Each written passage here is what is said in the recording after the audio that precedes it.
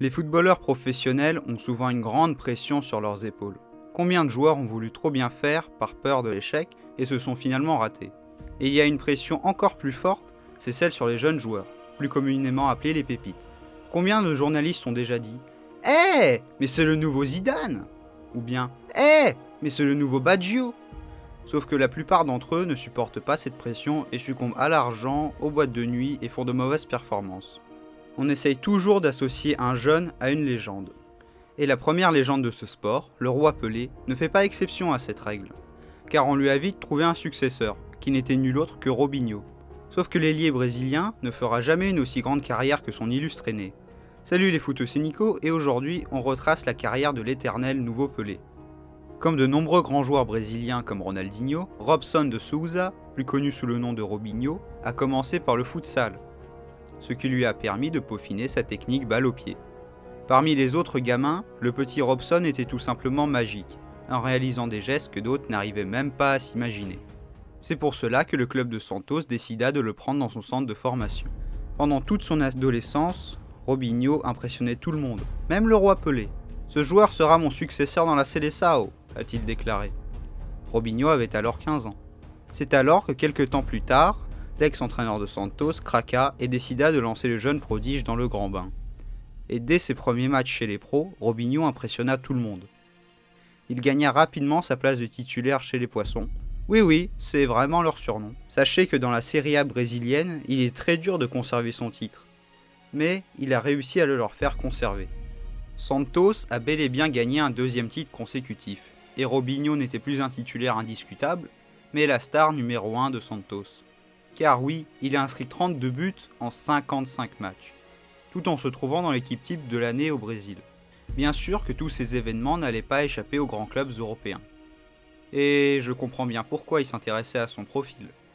En plus de ses passements de jambes dévastateurs, Robinho était aussi très lucide devant les buts. D'ailleurs, lors de la première partie de l'année 2005, il avait inscrit 24 buts avec Santos et 4 avec la sélection brésilienne. Par conséquent, lors du mercato estival 2005, le Real Madrid investit 24 millions d'euros sur le nouveau Pelé. Aujourd'hui, ça paraît tout à fait banal comme somme, mais pour l'époque, c'était juste énorme. Cela ne serait pas étonnant de dire que le Real Madrid avait de grosses attentes envers Robinho. Dès son arrivée chez le club merengue, ce club lui attribua le numéro 10. L'ancien numéro de Luis Figo, c'est dire. La plupart du temps, le changement de continent est très compliqué pour les joueurs sud-américains. Mais pas pour Robinho, qui pour le coup s'adapta assez facilement. Lors de sa première saison au Real Madrid, Robinho inscrit 12 buts en 51 matchs, et inscrit environ le même nombre de buts la saison suivante.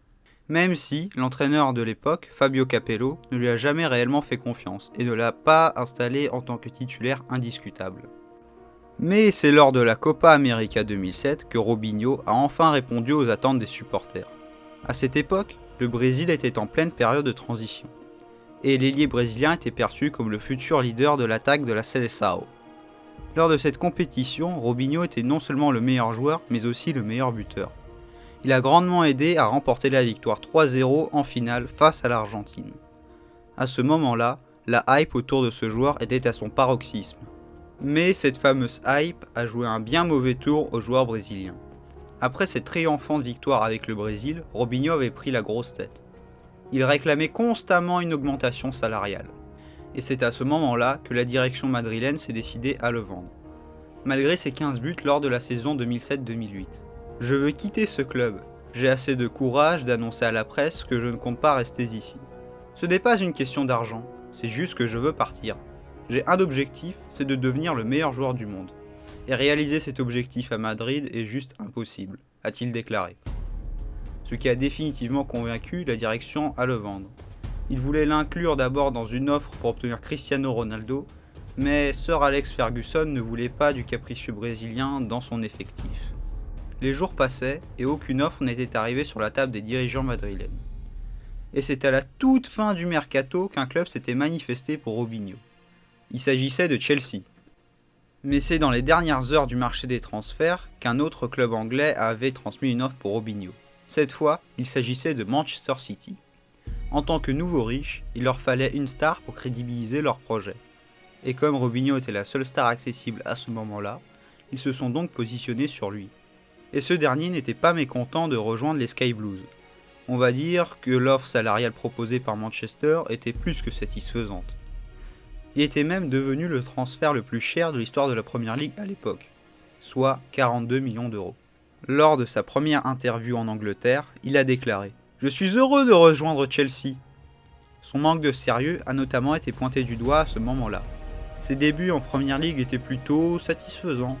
Il a d'ailleurs inscrit son premier but face à Chelsea. Quelle ironie! Et c'est aussi lors de la 6e journée contre Stoke City que Robinho a réussi à s'illustrer en inscrivant un triplé. Au final, la première partie de saison 2008-2009 a été plutôt correcte. Pour autant, sa deuxième moitié de saison était plus que mauvaise. Robinho a montré que son instabilité et ses caprices n'ont guère disparu. De plus, il n'a pas inscrit de but durant 17 matchs. Et puis est parti au Brésil pour ses vacances contre l'avis de son club. Sacrée tête de mule! Au début de la saison 2009-2010, Robinho s'était blessé pendant 3 longs mois. Et n'a pas pu par la suite retrouver son meilleur niveau.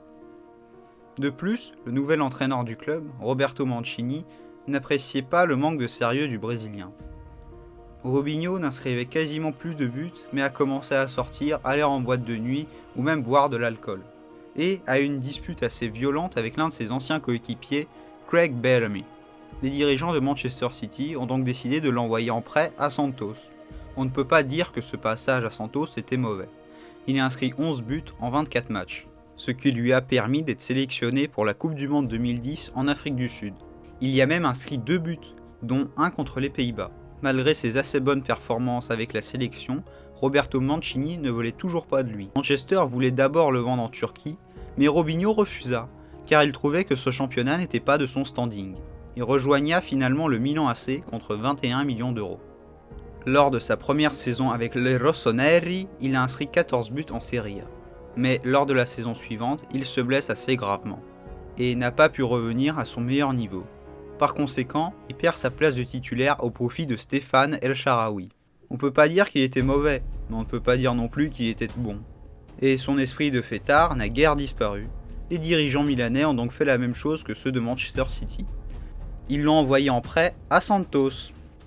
À la place d'être l'un des meilleurs joueurs du monde, comme tout le monde l'avait prédit, Robson de Souza se retrouvait à la case départ. Sauf que cette fois, son énorme potentiel était plus que discutable. Mais c'est à partir de l'été 2015 que Robinho bombarda aux 4 coins du monde.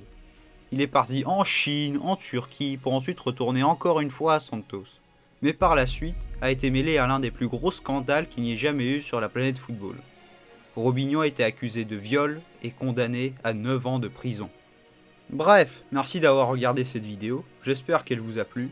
Si c'est le cas, n'hésitez pas à la liker et à vous abonner. Et si vous voulez plus de vidéos, j'ai fait une dernière vidéo sur Marseille, d'ailleurs elle sera dans la description. Prenez soin de vous, c'était Nico, bye tout le monde.